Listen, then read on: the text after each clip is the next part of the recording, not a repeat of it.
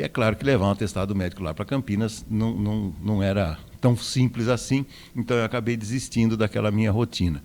E eu me lembro que nessa época, e eu estou falando de 10 anos para trás, era muito comum as academias solicitarem aos alunos essa avaliação médica. Isso ainda ocorre hoje em dia? Ocorre. Nós temos, sim, uma obrigatoriedade do aluno de trazer o seu exame médico dentro das academias. Isso é lei, sim. Então, porque nós precisamos nos livrar da responsabilidade clínica mesmo, porque senão você pode vir a falecer, vir a óbito dentro da academia se você for uma pessoa portadora de alguma patologia cardíaca. Então, nós precisamos ter a certeza de que aquele indivíduo está apto fisicamente. E quem que pode atestar isso? O médico. Então, o que, que a gente pede? Principalmente pessoas com uma idade mais avançada. Nós precisamos saber qual é a condição cardiológica, pulmonar. Então, nós precisamos aí fazer um diagnóstico mais minucioso antes de começar uma atividade física. Seria até negligente da pessoa começar o treinamento sem fazer um check-up, porque é colocar em risco a sua própria vida, a sua saúde, porque às vezes ele está saindo do estado sedentário. Muitas pessoas após o Covid nem retornaram ainda à academia. E quem teve Covid sabe o quanto isso prejudicou, principalmente as questões aí de mitocôndria celular, e quanto isso prejudicou a sua saúde. Então é importante a gente começar a fazer uma bateria de exames mesmo, procurar o seu clínico geral, o seu cardiologista, para realmente saber como que está a minha saúde, principalmente após pandemia, após o Covid. Então, não sejam negligentes quanto à saúde e não achem que a academia é chata por exigir esse documento e essa avaliação. Porque eu sei que os alunos detestam, porque já quer começar ontem, já é difícil sair de casa, ir até a academia e tomar essa decisão de treinar. E a hora que é barrado na academia por não ter uma avaliação médica, muitas vezes eles até desistem e voltam para casa muito bravo porque não deixaram iniciar a atividade física. Mas é toda uma preocupação mesmo com o aluno, para que ele possa estar ali treinando com segurança, Roberto. E aí, digamos você, como profissional da área, quando você recebe esse atestado, claro que você fica mais seguro em relação a isso. Depois começa o outro passo, que é uma investigação sobre os limites de cada aluno, e a gente sempre tenta incentivar, né, as pessoas que estão fora dessa rotina da atividade física a ingressarem nela. E aí, como é que é feita essa pesquisa com esse aluno, Leilani, dos limites que ele pode alcançar no treinamento? Como que você faz isso? Bom, se o aluno ele está saindo do estado sedentário, nós temos que ter toda uma adaptação.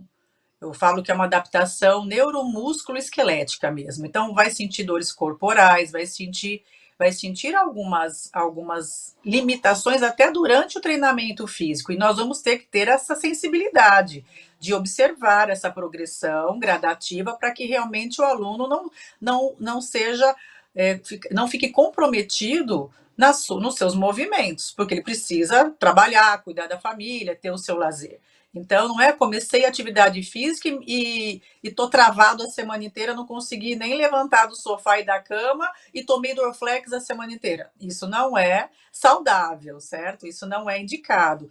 Então, nós temos que ter uma progressão, sim, durante o treinamento físico, e por isso que o personal trainer, o educador físico, dentro das academias, ele faz uma avaliação física prévia para saber a limitação articular desse novo aluno, para saber realmente quais são as condições. Tem alguns testes que nós aplicamos dentro de um protocolo de treinamento para que a gente possa evoluir. E a avaliação física, ela não serve só para olhar as dobras cutâneas, não, é o todo mesmo, quanto esse aluno evoluiu. Então, é um parâmetro. Antes eu fazia avaliações físicas, hoje eu já terceirizo isso, mas dentro das academias, às vezes até o próprio professor da musculação, ele já é treinado para fazer essa ficha de anamnese, mas com as instruções que o educador físico precisa, para que a gente possa melhorar as suas capacidades físicas, flexibilidade, a força muscular. Então, nós vamos ter ali alguns parâmetros e alguns testes aplicados para que ao decorrer do seu treinamento, nós possamos aí ter como mensurar isso. como avaliar o nosso aluno de uma maneira mais lógica. Ah, tem um aparelhinho, que eu não sei o nome, que mede a gordura Esse aqui, ó. corporal. Como é que, olha, você já tem ele facinho aí. E, Olha. gente, isso daqui tem muito, tá? É um adipômetro, tá? Ó, vou mostrar para vocês. Esse aqui é uma pinça. A gente pega aqui a gordura, ó. Tá vendo? Aham. Uma pinça. Tá. Então, aqui eu vou pegar as dobras cutâneas. Então, nós temos todo um protocolo de avaliação. A gente aprende isso na faculdade, tá? Isso aqui eu achei agora aqui, eu falei assim, deixa eu mostrar, porque tem gente que nem conhece. Hoje tem equipamentos mais modernos. Mas, Roberto, aqui é engraçado que isso daqui é manual, certo? Mas e nós temos todas as dobras que a gente tem que pegar. Subescapular, nós temos que pegar abaixo aqui do umbigo, então tem os pontos certos. Mas se eu avaliar aquele aluno, a reavaliação também tem que ser a pessoa que avaliou. E isso já causou caos dentro da academia, porque daí o fulano quer fazer a avaliação e a pessoa que fez a primeira avaliação não estava mais lá, ou daí foi outra pessoa, daí a dobra ficou maior, porque a pegada da pessoa é diferente também. Então eu tenho que saber onde pegar, como fazer. Então isso daqui eu já abandonei, tá? A avaliação física eu já não faço mais, eu terceirizo, porque nós temos hoje o aparelho de bioimpedância, nós temos máquinas muito mais precisas nessa avaliação. Então, isso aqui eu já abandonei, mas tem ainda professores que são especializados em avaliação física que optam ainda por essa pinça aqui, ó. Mas e daí? E se você acha assim a gordurinha na pessoa? Bom, você falou que não faz mais isso, mas e se você acha, o que você faz? Aí você propõe um método Não, adequado? todo mundo tem uma dobra cutânea, todo mundo vai ter a dobra cutânea para ser avaliada. Só que tem um que não tem uma dobrinha cutânea, tem um flanco, certo? E aquela gordura abdominal, não preciso nem avaliar que aquilo já está prejudicando a saúde dele com a circunferência muito aumentada em seu abdômen cardíaco. Eu não preciso nem pegar. E tem casos que isso aqui nem pega a dobra cutânea. Entende? Então, isso daqui é um método só para a gente ter um parâmetro para depois reavaliar esse aluno. Mas tem casos que eu falo, gente, vamos fazer já um protocolo aí geral de emagrecimento, de perder realmente esse tecido adiposo, porque você já está em risco cardíaco. Não preciso pegar a dobra cutânea dele, porque já passou do limite. Então, tá. Então agora vamos tentar o contrário.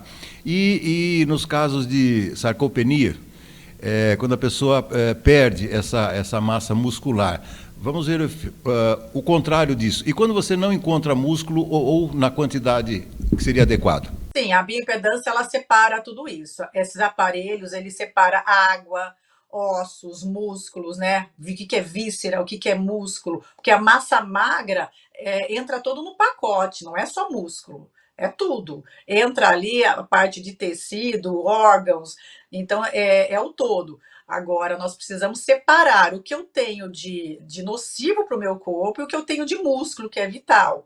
Então, na balança de bioimpedância, daí eu tenho esse parâmetro muito melhor, que eu consigo avaliar daí melhor a sarcopenia. Porque visualmente a gente consegue olhar um idoso e saber que ele está já com índice de sarcopenia. A gente consegue. Mas o quanto isso está em desequilíbrio, daí eu preciso realmente de um aparelho para que eu possa fazer toda essa separação. Tá bom. Bom, eu prometo para você a última pergunta, mas relacionada a isso. E no caso dessa essa ausência de músculos, né? A gente vê sempre aí na internet, né? A vovó fitness, a tiazona fitness, não sei o que e tal. Me diga uma coisa, dá para recuperar esse músculo nos casos de quem apresente a sarcopenia, Lenani?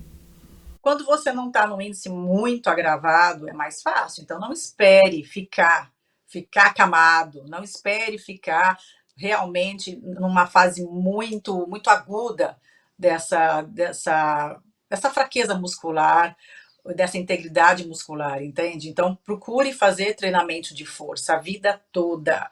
Porque se você esperar chegar ali em total debilidade muscular, fica mais difícil, mas sempre há uma melhora significativa. Nós temos bons profissionais que estão atuando na cama do paciente para que ele possa resgatar algumas funções. É lógico que ela não vai sair da cama para uma vovó fitness, é mais difícil porque ela está perdendo muitas funções e já está debilitando todo um sistema, não só muscular, ela vai ficando enfraquecida até nas suas conexões neurais. Então, por isso que eu falo, não espere o pior, não espere ficar realmente acamado para tomar uma decisão de treinar e de se exercitar, porque depois você vai estar não vivendo, e sim sobrevivendo. E sobreviver não é viver, certo?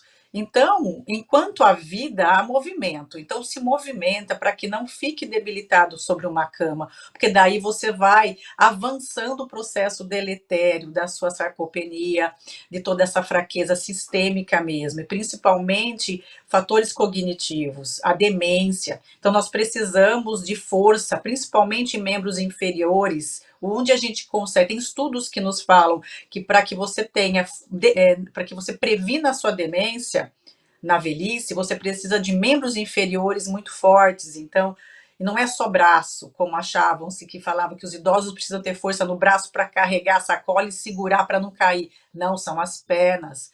Porque sem essa força de arrancada, de sair de um sofá, sair de uma cama, dar o passo, aqui eu preciso estimular muito o sistema nervoso central.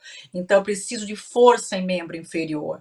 Então, nós precisamos treinar, sim, com carga, com resistência.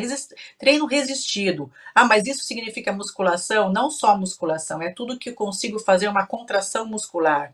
Estimular essas proteínas, actina e miosina, contração muscular, eu preciso dessa resistência dentro do meu corpo. Então, Roberto, eu falo quanto antes, estejam em movimento, porque quando você cai numa cama, você debilita todo o sistema, não só o muscular, mas principalmente as suas conexões neurais. Valeu, minha amiga, valeu, é isso aí. Informando sempre, esclarecendo sempre a atividade física. Leilani, muitíssimo obrigado, uma ótima semana e até a próxima. Boa semana pra gente. Valeu. Até quarta.